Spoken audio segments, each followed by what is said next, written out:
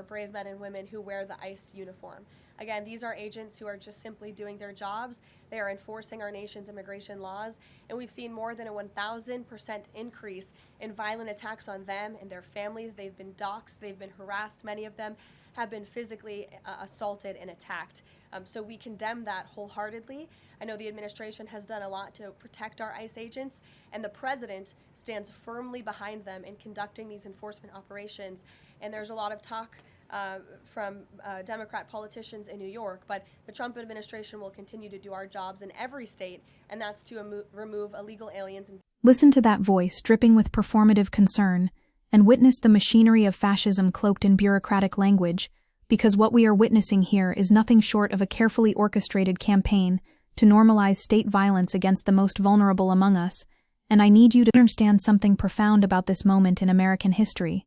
Karoline Leavitt stands at that podium claiming a more than a 1,000% increase in violent attacks on ICE agents, while videos circulate of ICE and CBP agents smashing car windows, tackling mothers, and lobbing tear gas at citizens and peaceful protesters. And the grotesque irony should make every thinking person's blood boil, because we're being asked to sympathize with the armed enforcers of a deportation regime that has detained people where 65% had no criminal convictions and 93% had no violent convictions, according to the Cato Institute's analysis of ICE arrest data. And suddenly the narrative about public safety threats disintegrates like morning fog under the harsh light of empirical reality. Here comes the bombshell that will reshape how you understand this entire performative outrage, because while Leavitt pontificates about protecting ICE agents doing their jobs, the mother of her own nephew was detained by ICE agents in Massachusetts and sent to a detention center in Louisiana. And wait, it gets even more devastating, because masked agents in unmarked vehicles surrounded Bruna Ferreira with no warrant in sight, threw her against a vehicle, and handcuffed her within seconds while she was on her way to pick up her 11-year-old son. And this is the same Karoline Leavitt who now lectures us about the dignity and honor of ICE enforcement operations. The cognitive dissonance is staggering, and the cruelty is the point, as conservative commentators love to remind us, except they mean it as celebration rather than condemnation. And what we're witnessing is the banality of evil wrapped in the American flag and sold as law and order. But here's where this gets even more explosive, because New York City Mayor-elect Zohran Mamdani released a video outlining immigrant rights during ICE encounters, advising that ICE cannot enter private spaces without a judicial warrant signed by a judge, and that people have the right to say, "I do not consent to entry." And this simple act of civic education, this fundamentally American exercise in informing people of their constitutional rights, is being framed by the Trump administration as dangerous resistance. And you need to pause here to absorb the authoritarian implications, because when a government criminalizes knowledge of constitutional protections, when teaching people their rights under the Fourth Amendment becomes an act of sedition, we have crossed a threshold that should terrify anyone who claims to care about freedom and limited government, and all those conservative principles that somehow evaporate the moment brown faces are involved. The historical echoes should be deafening to anyone with even a passing familiarity with 20th century authoritarianism, because we've seen this script before. We've watched governments manufacture crises around internal enemies. We've observed how state violence gets normalized through incremental escalations and bureaucratic euphemisms, and here we are again watching ICE conduct military-style raids at residential apartment complexes featuring agents rappelling from Black Hawk helicopters at 1 a.m., tossing flashbangs at families, and rounding up and zip-tying adults, children, and U.S. during Operation Midway Blitz in Chicago. And if that doesn't make you think of occupying forces in foreign territories, then you haven't been paying attention to how empire comes home to roost. Now brace yourself for the next revelation that exposes the complete moral bankruptcy of this enforcement regime, because ICE operations have targeted people with social security numbers and work permits, and those waiting for asylum interviews, as well as U.S. citizens, according to Minneapolis council members, and raids have resulted in the unlawful arrests of Black Chicago residents, including 19-year-old Warren King, and several others in a South Shore apartment building, and suddenly the facade crumbles, revealing what this has always been about, which is the exercise of arbitrary state power against communities that lack the social capital to fight back effectively. And this is how fascism functions, not through the dramatic seizure of power we imagine from history books, but through the gradual erosion of legal protections for designated outgroups, while the majority population is conditioned to accept increasingly brutal enforcement as necessary and normal. The data demolishes every talking point the administration deploys, because analysis from the Deportation Data Project shows that the proportion of immigrants convicted of violent crimes has dropped from the Biden administration's 10 to 7% during the Trump administration, which means this massive escalation in enforcement, this military-style deployment of federal agents, is explicitly not targeting violent criminals, despite the constant rhetorical insistence otherwise, and Leavitt can stand at that podium and talk about removing public safety threats. But the numbers reveal a different story entirely, one of indiscriminate sweeps designed to terrorize entire communities and generate the optics of action, regardless of actual public safety outcomes. Here comes another earthquake that should shake the foundations of how we understand this moral catastrophe, because this year ICE has sent more immigrant children into the federal shelter system than in the previous 4 years combined, and data suggests families are being separated. According to ProPublica's investigation, the average length of stay has grown to nearly 6 months, up from 1 month during the Biden presidency. And we need to be absolutely clear about what this means in human terms, because children are being ripped from their families and warehoused in government facilities for half a year, while the government has introduced new vetting requirements, including expanded DNA checks, fingerprinting for everyone in the sponsor's household, and heightened scrutiny of family finance, creating such fear that undocumented family members are too terrified to come forward as sponsors, which means children languish in detention by design, not by accident. The systematic dismantling of oversight reveals the authoritarian blueprint with crystalline clarity, because DHS announced it is shutting down 3 internal watchdog agencies, including the Office for Civil Rights and Civil Liberties, affecting approximately 300 employees and eliminating offices that handled thousands of complaints connected to the immigration system. And when a government eliminates the mechanisms for accountability, when it removes the institutional channels through which abuses can be documented and challenged, what you're witnessing is not reform or efficiency, but the construction of unaccountable power, and this should alarm everyone, regardless of their position on immigration policy, because power without oversight is tyranny by definition, and the fact that this is happening in 2025 in the United States of America should be a 5-alarm fire for anyone who claims to value democratic governance. Wait until you hear how sanctuary cities are mounting resistance because mayors and local officials aren't just criticizing ICE raids, they're making life harder for federal law enforcement while being careful not to go over the line. And cities are finding ways to push back on unwanted immigration enforcement. Minneapolis Mayor Jacob Frey was standing at a microphone within hours of Homeland Security announcing plans for expanded operations, pledging unwavering support for the city's immigrant communities. And this is what principled resistance looks like in the face of federal overreach,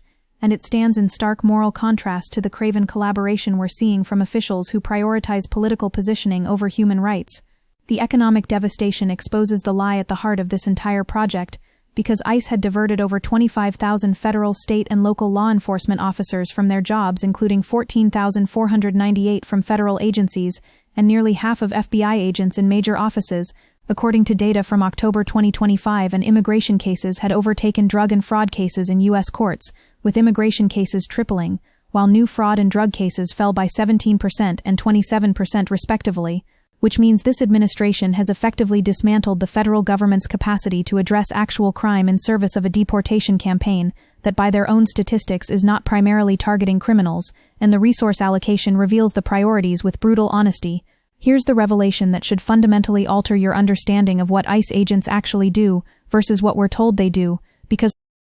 Trump's immigration crackdown increasingly relies on threats to separate families and tactics, including threats of jail sentences for resisting deportation orders or crossing the border illegally, as well as prolonged detention with no opportunity to seek release and deportation to far-flung third countries, according to Reuters' investigation. And some immigrants told they could face months or years of detention agreed to leave the country, including a Guatemalan farm worker who left behind her husband and son, a Venezuelan landscaper, an Ecuadorian construction worker, a Mexican social worker, and a Honduran nursing student. And these are not hardened criminals. These are people with families and jobs and lives who are being terrorized into abandoning legal claims through psychological coercion. And if that sounds like due process to you, then you need to reconsider what constitutional protections actually mean. The conditions in detention facilities reveal the humanitarian catastrophe being inflicted in our names, because immigrant families describe prolonged stays, despondent children, limited access to potable water, and agents offering money for families to voluntarily leave the country at the South Texas Family Residential Center in Dilley, Texas, and conditions of confinement appear to have worsened, with families reporting denial of critical medical care, worms and mold in the food resulting in children becoming ill, and threats of family separation by officers and staff, according to attorneys who have visited the facility, and this is happening right now in 2025, not in some distant authoritarian state, but in the United States under an administration that claims to be protecting children while subjecting them to conditions that would be considered torture by any international human rights standard. The theological and moral clarity required here cuts through every obfuscation because though ICE has had a long-standing policy against making arrests in sensitive locations such as churches and schools, the Trump administration ended the directive this year, and now clergy are being shot with pepper balls outside ICE facilities during protest, as happened to Reverend David Black, who is at the center of a class action lawsuit. And when a government starts assaulting religious leaders for bearing witness to state violence, when churches are no longer sanctuaries from enforcement, we have entered dangerous territory that should unite people of faith across the political spectrum, because this is fundamentally about whether we will permit power to operate without moral constraints. The numbers on violence reveal the manufactured nature of this entire moral panic, because while Leavitt claims a 1,000% increase in attacks on ICE agents, immigration raids were widely described as purposefully aggressive with videos of agents smashing car windows, tackling mothers, and lobbing tear gas at citizens and peaceful protesters quickly shared on social media, leading to immense criticism and numerous lawsuits, and CNN identified more than 100 U.S. citizen children from newborns to teenagers who have been left stranded without parents because of immigration actions, with American children ending up in the care of relatives, neighbors, friends, co-workers, and even strangers after parents were picked up during raids. And let's be absolutely clear about the moral calculus here. The administration wants us to be outraged about alleged attacks on federal agents while dismissing the documented trauma inflicted on American citizen children whose parents are being disappeared by the state. The expansion of surveillance into every corner of our digital lives represents the panopticon metastasizing into full dystopian reality, because ICE has published a request for information for contractors to launch a round-the-clock social media monitoring program with private contractors paid to comb through Facebook, Instagram, Twitter, TikTok, Reddit, WhatsApp, and other platforms, turning public posts into enforcement leads. This social media data feeds into Palantir's investigative case management system, joining license plate scans, utility records, property data, and biometrics, creating a searchable portrait of a person's life. And this is what total information awareness looks like. This is the surveillance state that the civil libertarians have warned about for decades now, fully operational and deployed primarily against immigrant communities, but inevitably expanding because surveillance infrastructure never stays confined to its original targets. The legal architecture being constructed should terrify anyone who understands how precedent works in American jurisprudence, because the Supreme Court permitted the Trump administration to revoke the protected status of 350,000 Venezuelan immigrants in an action described as the largest single action stripping any group of non-citizens of immigration status in modern U.S. history. And once you establish the principle that the executive branch can unilaterally revoke protected status for hundreds of thousands of people, the implications radiate outward in concentric circles of expanding executive power. And if you think this couldn't eventually be deployed against citizens, you haven't been studying how emergency powers tend to accumulate and metastasize. The resistance from unlikely coalitions demonstrates something profound about solidarity and moral courage, because farmers are bringing tractors to marches in defense of immigrant rights and partnering with organizations for Know Your Rights trainings, while ICE activity in California has included arresting day laborers at Home Depot and chasing down farm workers in fields, breaking up families and devastating communities. And these farmers understand that an injury to one is an injury to all. They recognize that labor rights and human rights are indivisible, and their participation in resistance movements represents the kind of cross-racial, cross-class solidarity that has always been necessary for meaningful social change in America, and that the right has always worked desperately to prevent, because united opposition is the only real threat to oligarchic power.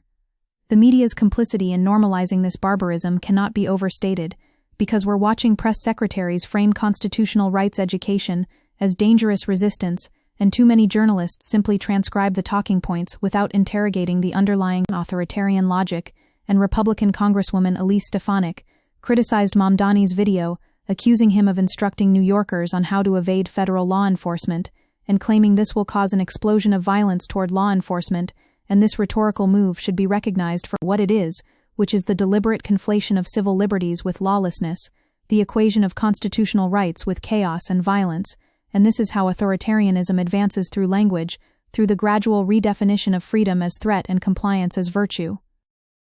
The involvement of state and local police in federal immigration enforcement creates a machinery of collaboration that mirrors the deputization of local authorities by authoritarian regimes throughout history, because the Trump administration has swelled the number of deals between ICE and local law enforcement to more than 1,000 agreements across the country, with 9 such agreements in Minnesota as of late November, all in Greater Minneapolis. These 287 agreements have ballooned from just 135 at the beginning of 2025 to almost 900 by mid-August, and what this means in practice is that any interaction with local police traffic stops, welfare checks, routine patrols can now result in deportation, and this fundamentally transforms the relationship between immigrant communities and all forms of law enforcement, creating zones of exception where constitutional protections are effectively suspended. The international dimension reveals how this administration is exporting its cruelty beyond our borders, because the Trump administration has sent hundreds of people to third countries to which they have no ties,